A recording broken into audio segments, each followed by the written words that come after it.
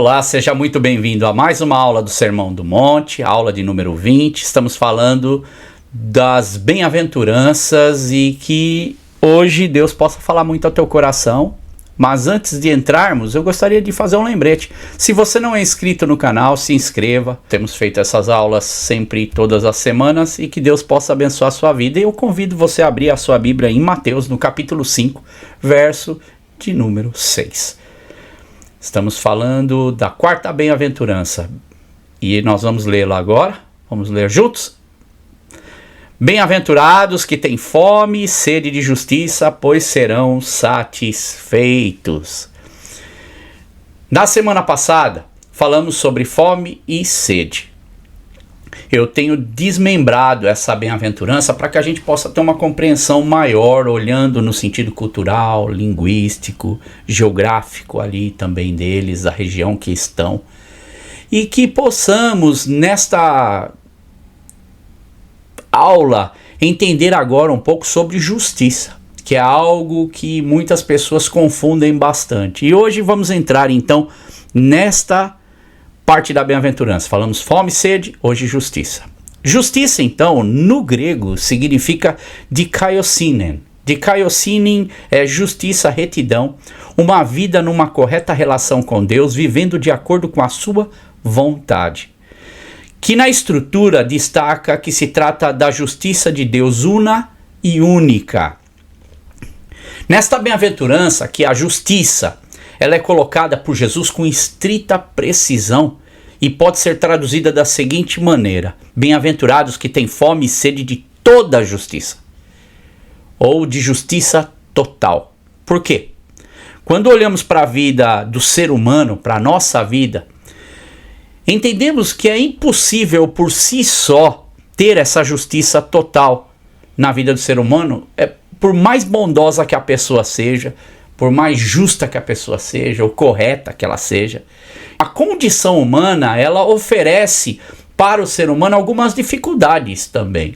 E o apóstolo Paulo, quando ele escreve a sua carta aos Romanos, ele expressa isso muito bem. Se você tivesse que perguntar para mim, pastor André, mas como é que eu entendo isso? Eu acredito que um dos grandes exemplos que nós temos é isso que o apóstolo Paulo constantemente escreve, e aqui ele vai dizer muito bem, ele vai usar a própria vida como uma referência. E ali ele vai destrinchando, por várias vezes ele vai passar sobre o mesmo assunto para que possamos compreender aquilo que ele está trazendo para a gente. Então vamos ler lá, Romanos 7, versos 15 a 25, e assim vamos compreendendo que ao entender seria a palavra justiça. Romanos 7, então, versos 15 a 25. Porque nem mesmo compreendo o meu próprio modo de agir, pois não faço o que prefiro e sim o que detesto. Paulo já entra mostrando o assunto que ele quer dizer. A vontade humana, o desejo humano, os desejos da carne, ou a sua própria justiça, ou a justiça da carne aqui, ele mesmo, dentro dele, está numa luta, mostrando como é o ser humano. Ele usa a vida dele como exemplo. E ele continua dizendo, verso 16, ora, se faço o que não quero, concordo com a lei que é boa. Na NVI diz, admito que a lei é boa. Paulo está dizendo, se eu faço o que é ruim, se eu tenho essa tendência natural, então eu admito que a lei é boa. A lei me coloca um freio nisso, a lei coloca um limite. Ela mostra aonde eu estou errado, ela dá uma referência para mim. Ele continua dizendo, então neste caso, quem faz isso já não sou eu, mas o pecado que habita em mim.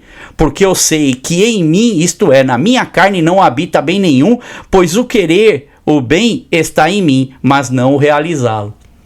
E ele continua então mostrando que há uma força atuando para que ele tenha esse tipo de atitude, que é o pecado que habita na carne do homem. Então o homem por si só, ele vai ter sempre essa dificuldade. Ele precisa de algo que trabalhe em sua vida para que essa condição então mude, ou seja controlada. E aqui ele diz, a lei era uma dessas métricas que ele notava, percebia quando ele trespasse, né? Seria ultrapassar aquilo o que era correto, então a punição por causa do pecado. E ele mostra aqui que como é que nós sabemos isso? É através então da lei, existe uma lei. E aqui nós, agora por Paulo, estamos sendo mostrado que em nós também habita essa dificuldade por causa do pecado. Então, do mesmo modo que eu entendo que a lei ela coloca um limite, da mesma forma eu entendo que existe um agente atuante na nossa vida, que é essa condição pecaminosa da nossa carne. Porque não faço o bem que eu quero, mas o mal que não quero, esse faço. Mas se eu faço o que não quero, já não sou eu quem faz, e sim o pecado que habita em mim. Mais uma vez ele toca no mesmo ponto. Ele diz essa luta dele, é o querer, o realizar, mas há uma tendência carnal na vida de cada ser humano que vai puxando de um lado para o outro. Verso 21. Assim encontro esta lei. Quando quero fazer o bem, o mal reside em mim.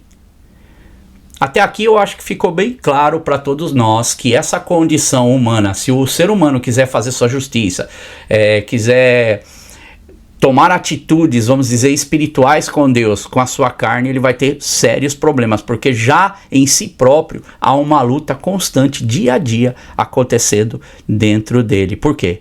Paulo diz, porque o mal reside nessa carne do ser humano caído.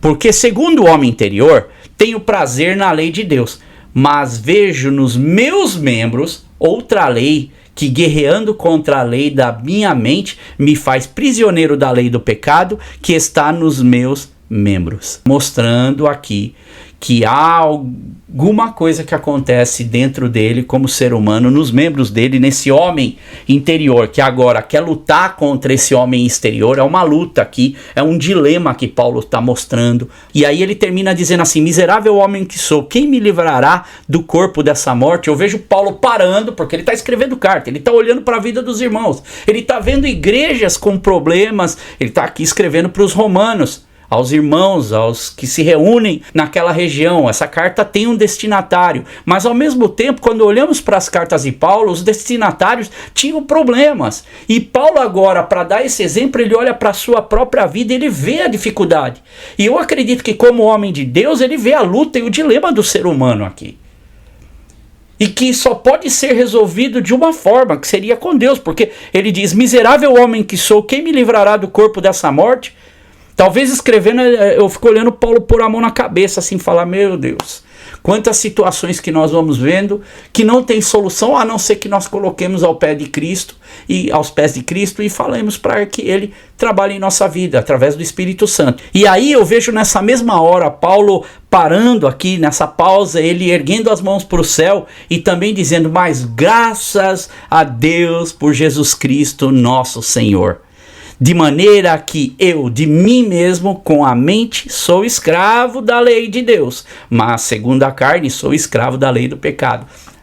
A luta acontece, ela é real, mas Jesus Cristo, ele entra nas nossas vidas para fazer toda a diferença. E ele diz assim, quando eu olho para todas essas situações, eu olho para os meus irmãos, eu olho para as minhas lutas, eu olho para toda a injustiça que eu vejo, eu posso levantar as mãos e dizer, graças pela solução, graças por Jesus Cristo. E a solução, esse Jesus Cristo, ele está aqui nesse ensino do Sermão do Monte, tentando trazer isso aos seus discípulos da forma mais simples, da forma que eles entendem para a sua época, assim como nós temos esse privilégio de estudarmos e vermos aquilo que Deus tem para nos ensinar. Precisamos dar valor e crédito às palavras sábias que trazem realmente vida para nós.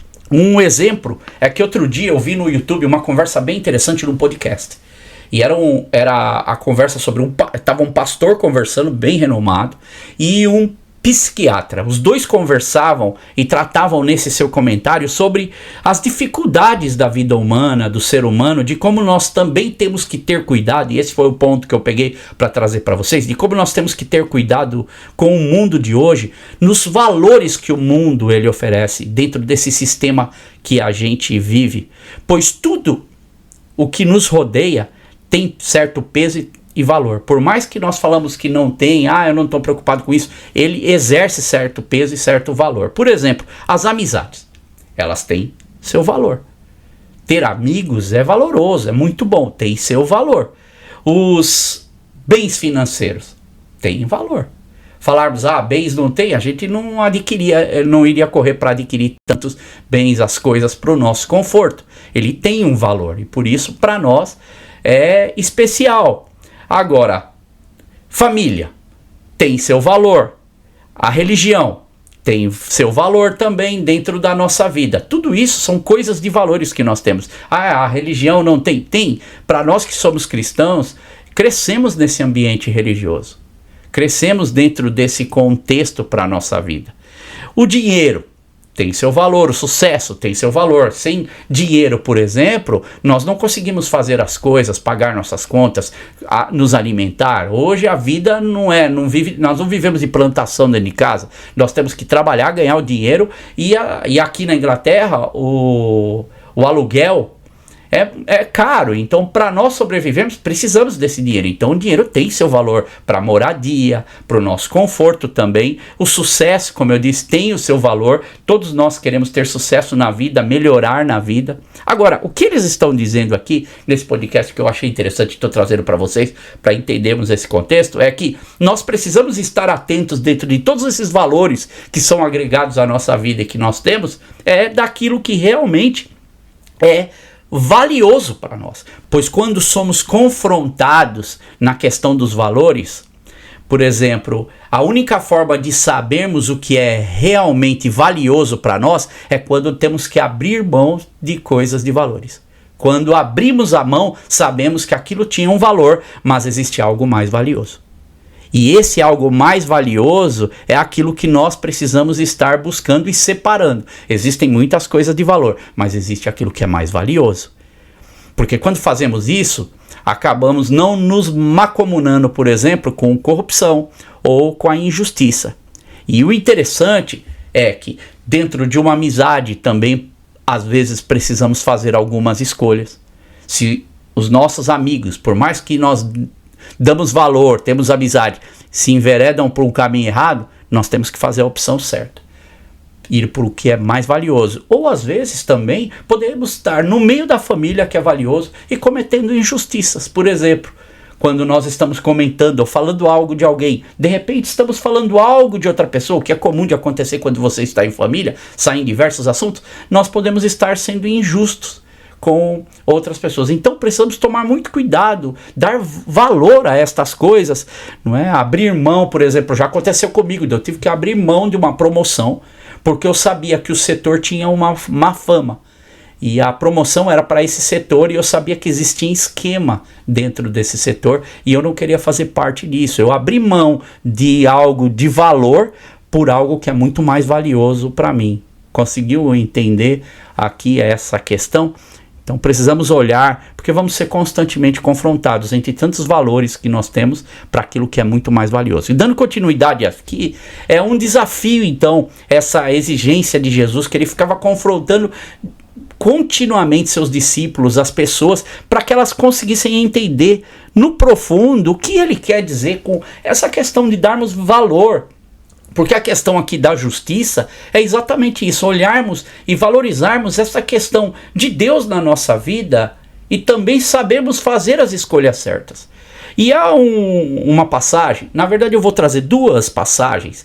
Uma passagem é que quando Jesus ele encontra com um jovem rico, e o jovem rico faz uma pergunta para Jesus ali, que está lá em Mateus no capítulo 19, versos 16 a 22, e você pode abrir junto comigo, Mateus 19, versos 16 a 22. Diz que esse jovem, então, ele chega até Jesus, e ele faz uma pergunta para Jesus, ele diz assim: mestre, o que farei de bom para ter a vida eterna? Você conseguiu notar na pergunta desse jovem, aquilo que ele está procurando? O que é que eu posso fazer como ser humano?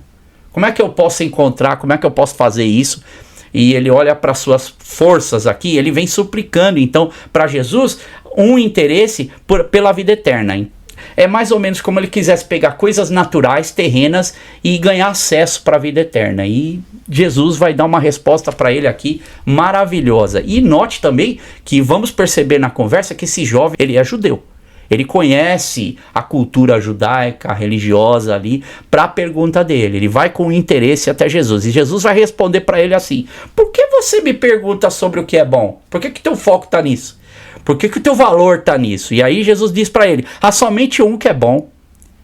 E mostra mais uma vez aquilo que Paulo está dizendo lá atrás.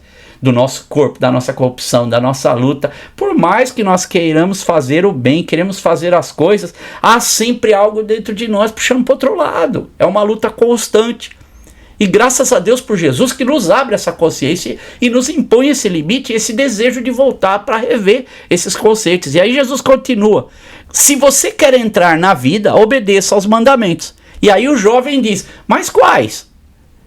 E aí Jesus responde: não matarás, não adulterarás, não furtarás, não darás falso testemunho, honra teu pai e tua mãe e amarás o teu próximo como a ti mesmo.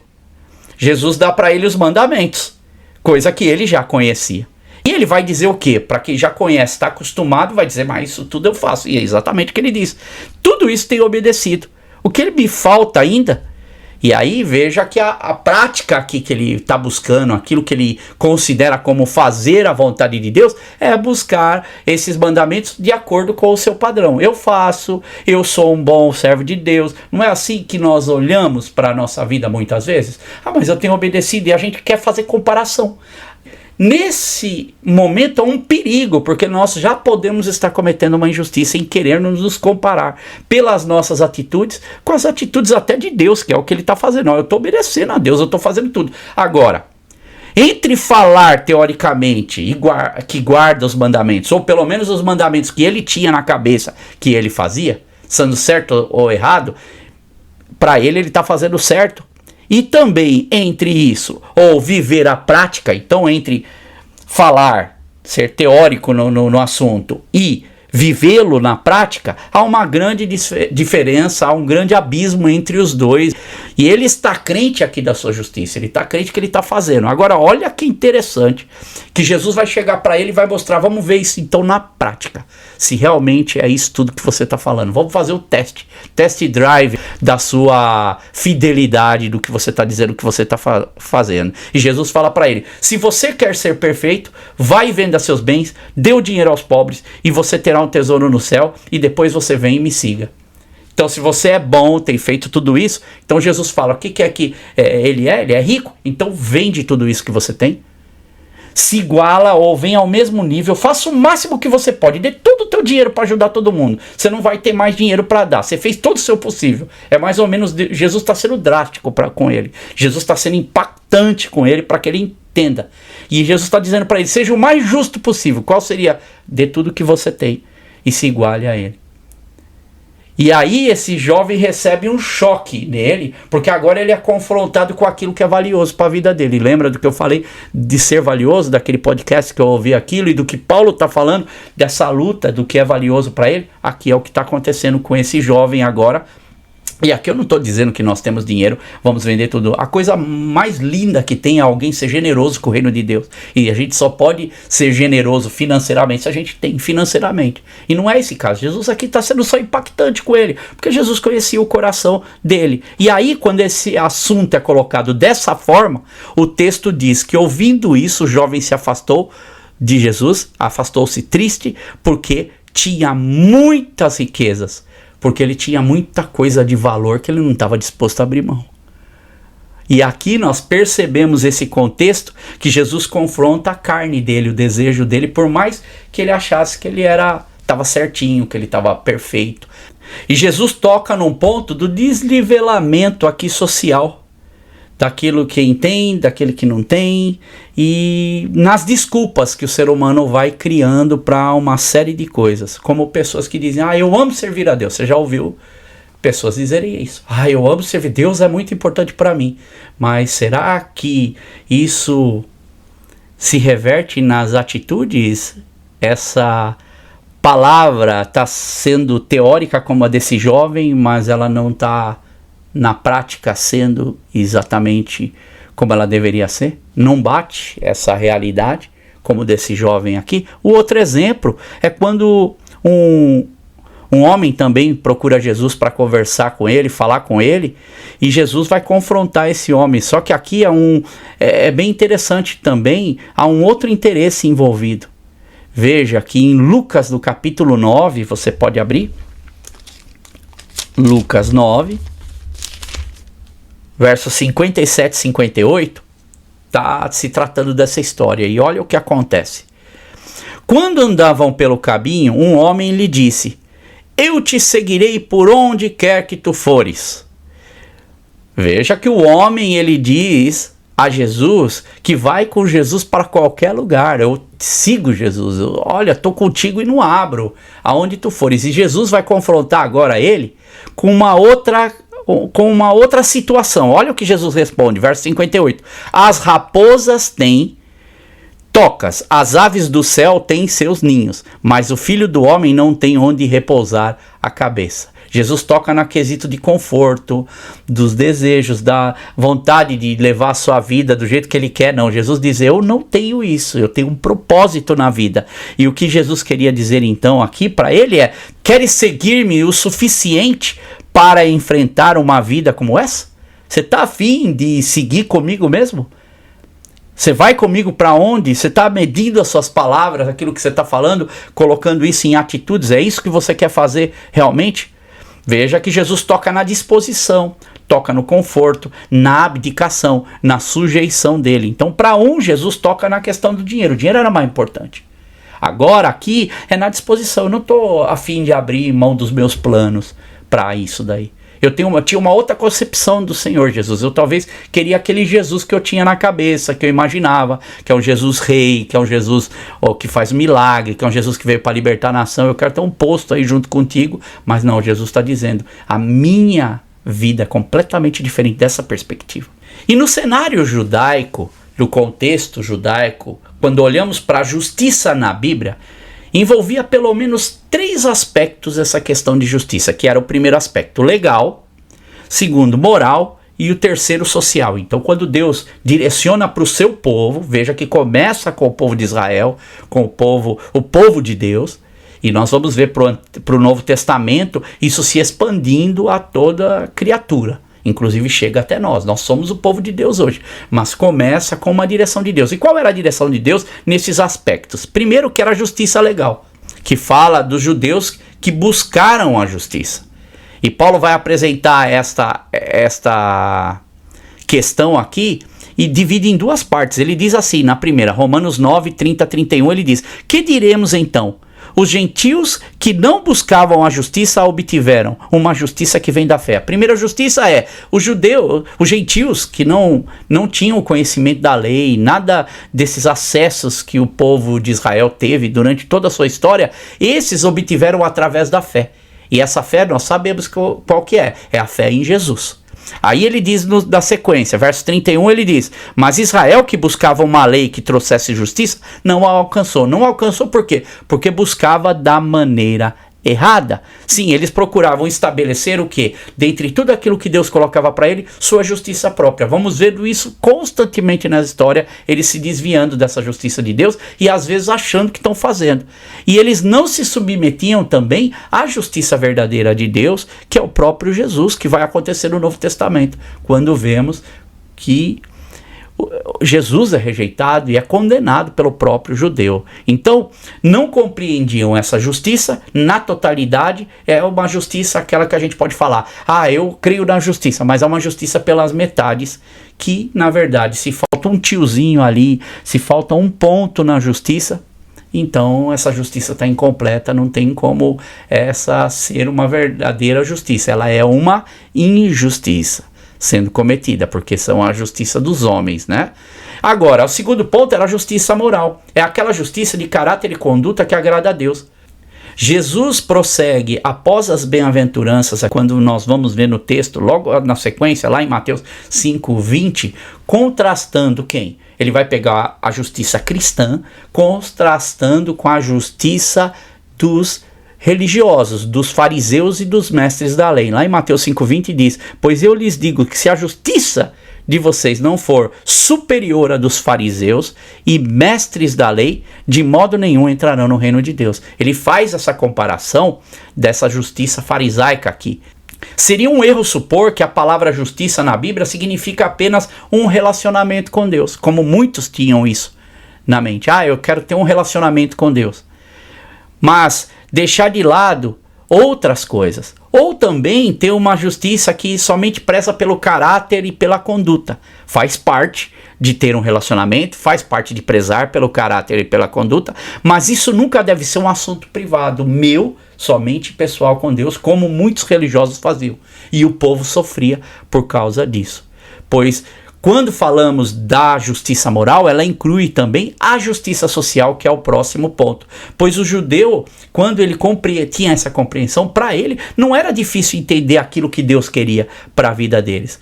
Que era uma justiça no sentido moral, que tem a ver em conformidade com a lei de Deus, que tem a ver em não desprezar, não transgredir os mandamentos de Deus, como a gente viu aquele jovem rico. Eles compreendiam isso, mas na compreensão deles, eles praticavam aquilo que eles achavam por ser isso. E acabavam deixando outras pessoas de lado. Sabe quando a gente se importa só conosco? Ah, eu estou fazendo minha parte, eu estou fazendo o meu melhor e eu não quero saber o que os outros estão pensando. É um erro pensarmos assim. Porque a nossa preocupação é que o nosso melhor tem que refletir para a vida das outras pessoas.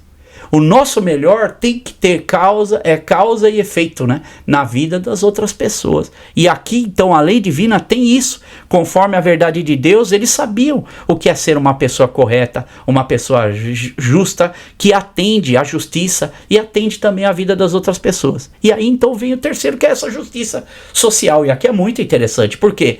Porque isso já vem desde da lei dos profetas, que eles deviam estar sempre preocupado em buscar a libertação do homem da opressão. Eles queriam isso para o povo deles e eles deveriam buscar isso como uma realidade. Começa por eles, aonde a promoção deve acontecer nos direitos civis, a justiça nos tribunais. Eles sabiam disso, na integridade, nas relações comerciais que eles tinham que ter, comerciais, por exemplo, negociando, eles tinham que ter uma justiça em tudo isso que eles faziam.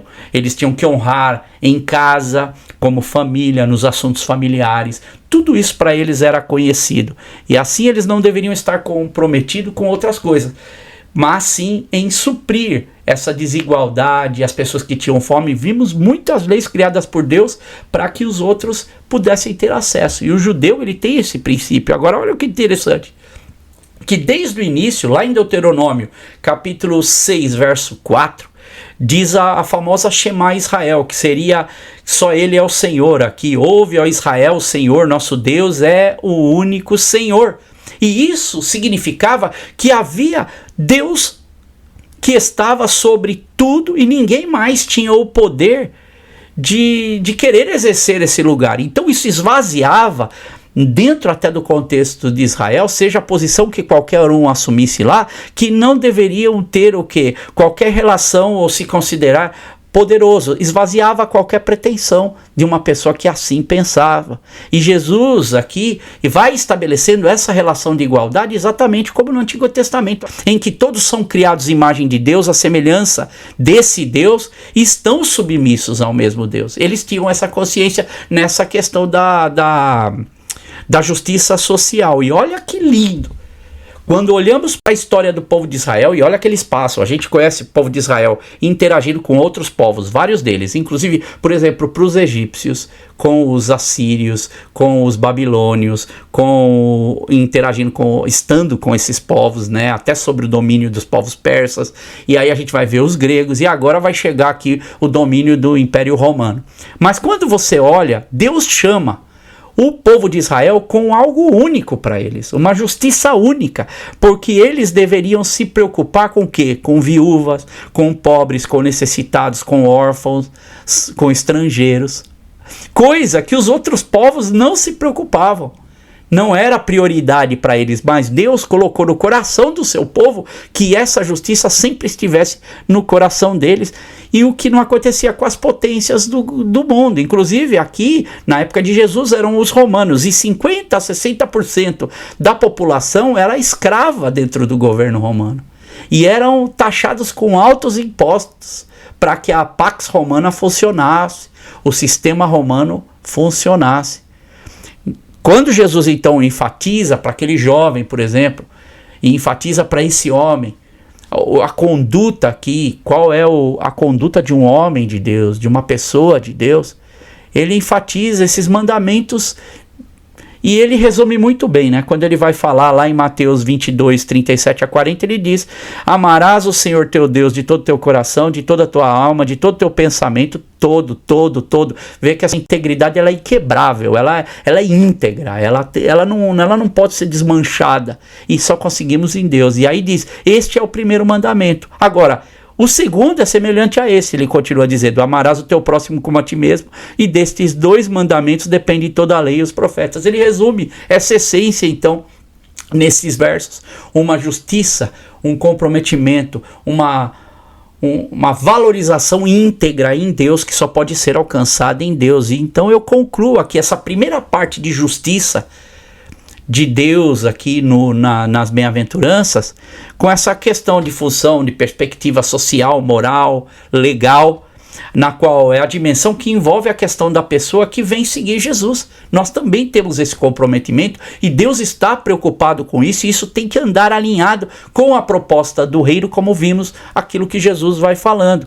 Então quem é feliz? Quem que é vencedor? Quem que vai conquistar de fato o que deve ser conquistado? São aqueles que, ao invés de sonharem com a questão de poder, de fama, Jesus diz que ao invés de correrem atrás dessas coisas que os gentios correm, elas têm de ter um comportamento diferente. Pessoas que se compadecem e veem toda a injustiça social que acontece, e nisso elas se horrorizam quando ouvem falar de opressão, de abusos, de crimes, de injustiças, de pedofilias, e aí vai uma questão de injustiças que são cometidas. Porém, essas pessoas têm em seu coração essa dor de interesse que isso não aconteça mais. Como vimos das outras bem-aventuranças, cada uma vai subindo um degrau.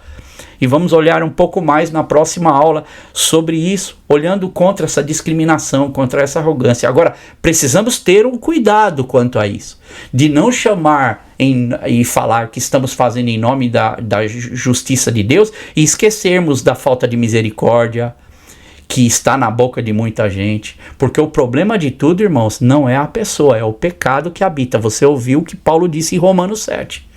É um pecado que habita na minha carne e que me confronta diariamente.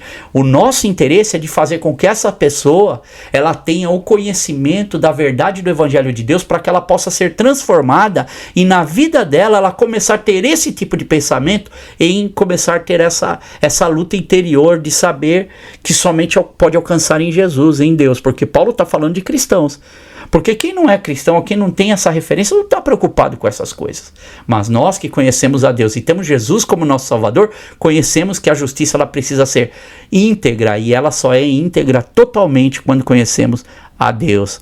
E eu encerro dizendo que nós também temos muitas questões sobre justiça na nossa vida, e precisamos olhar nessa questão que luta dentro de nós e dizer como Paulo: mas graças a Jesus Cristo nosso Senhor.